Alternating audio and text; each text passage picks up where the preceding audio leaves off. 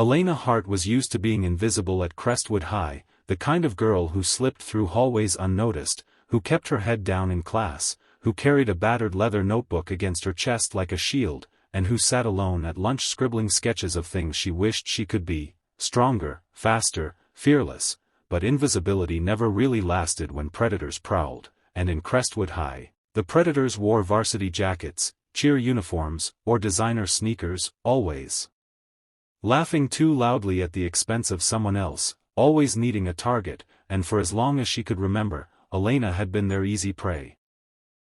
They called her a mouse because of her quiet voice and skittish nature. They flicked her hair in the hallways, they shoved her books to the ground, they scrawled cruel words across her locker in permanent marker that the janitor only half cleaned, and though she told herself none of it mattered, though she whispered late at night into her pillow that she didn't care, the truth was that every sting left scars that no one else could see, scars that grew heavier with each passing day. That Friday afternoon was supposed to be different, at least in her imagination.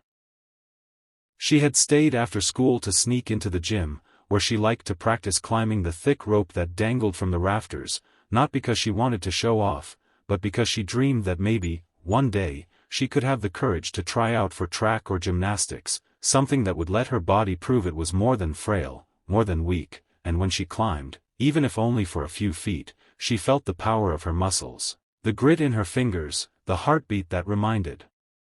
her she was alive, but she never imagined that the same rope would become her prison.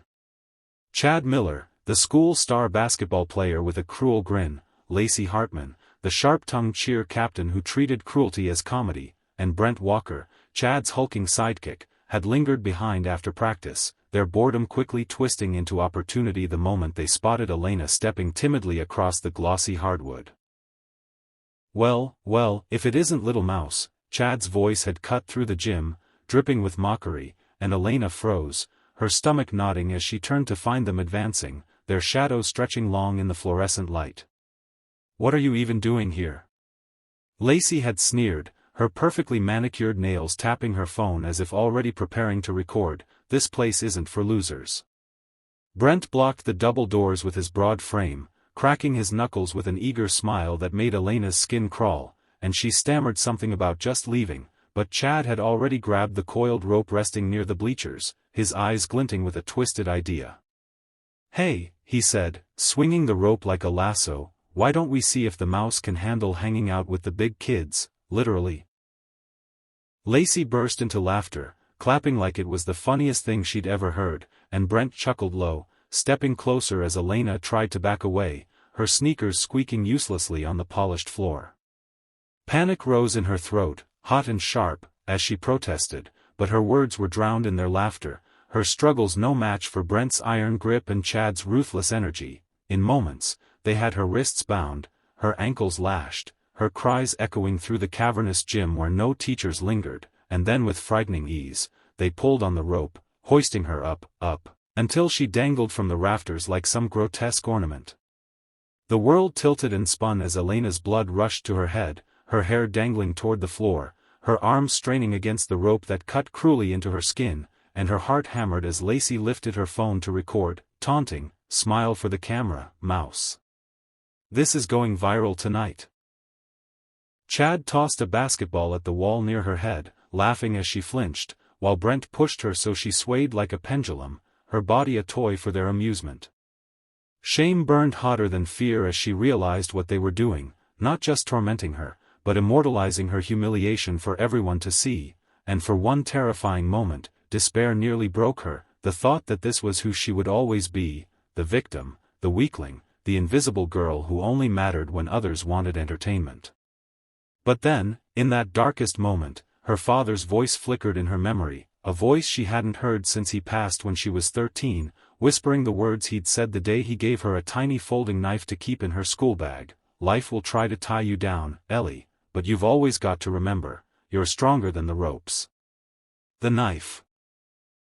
Of course, it was still clipped inside her notebook case, the same case strapped to her side with a sling strap that the bullies hadn't bothered to check, too busy laughing to notice, and with a surge of desperate clarity, Elena twisted her body, forcing her wrists to writhe against the coarse fibers, ignoring the searing burn of rope against skin as she inched her fingers toward the case. Every second was agony, Lacey's shrill laughter, Chad's taunts, Brent's jeering comments about how pathetic she looked, but she shut it all out, focusing on the memory of her father's calloused hands, on the weight of the knife she had held 100 times before, and then, her fingertips brushed metal. With a silent prayer, she hooked the edge of the case open, fumbled blindly, and felt the smooth curve of the knife's handle slide into her palm. Time seemed to slow, the gym's echoes dulled into a low hum.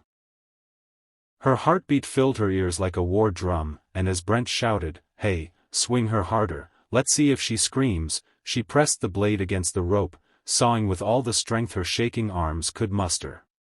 Fibers snapped one by one, her wrists aching, her breath ragged, sweat dripping into her eyes, but she didn't stop, couldn't stop, and then with a final violent stroke, snap, the rope split. Elena plummeted, gravity seizing her, the world whirling as Lacey gasped and Chad cursed, and though the fall knocked the wind from her lungs, she twisted midair like she'd practiced countless times in her private climbing drills, landing hard on her shoulder but rolling instantly to her feet. Pain screamed through her body, but adrenaline roared louder, and when she looked up, their laughter had died, their eyes wide with disbelief. The girl they thought helpless stood free before them, blood on her palms, fire in her eyes, the knife still clutched like a weapon, and in a voice steady with a strength she'd never known she possessed, Elena whispered, "Never again." The silence that followed was electric, a crackling shift in the air that none of them could quite name, and though Chad tried to smirk, though Lacey lowered her phone with trembling fingers, though Brent shifted uneasily, Elena didn't wait for their reactions. She turned, head held high, and strode across the gym, every step echoing like a drumbeat of defiance. For the first time in her life, she wasn't running, she wasn't hiding, she was choosing, and as the heavy doors slammed shut behind her, Elena knew that something fundamental had changed, not just for her, but for Crestwood High itself, because the mouse had cut her own ropes, the girl they mocked had escaped their trap, and from this day forward, she would never be the same.